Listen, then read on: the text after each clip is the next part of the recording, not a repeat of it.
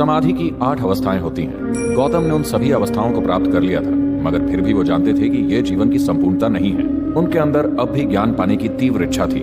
जब सारे उपाय बेकार हो गए तो उन्होंने अंतिम मार्ग का सहारा लिया, जिसे समाना कहते हैं, कि वो कभी भोजन नहीं मांगते। गौतम ने इस मार्ग को इतनी कठोरता से अपनाया कि वो उस दिशा में नहीं जाते थे जिधर भोजन मिलने की संभावना होती थी। वो बस सीधा चलते थे। एक दिन वो नीरांजना नदी के तट पर पहुंचे, जो 2 फुट गहरी एक छोटी सी धारा थी और उसका प्रवाह थोड़ा तेज था। उन्होंने धारा को पार करने की कोशिश की।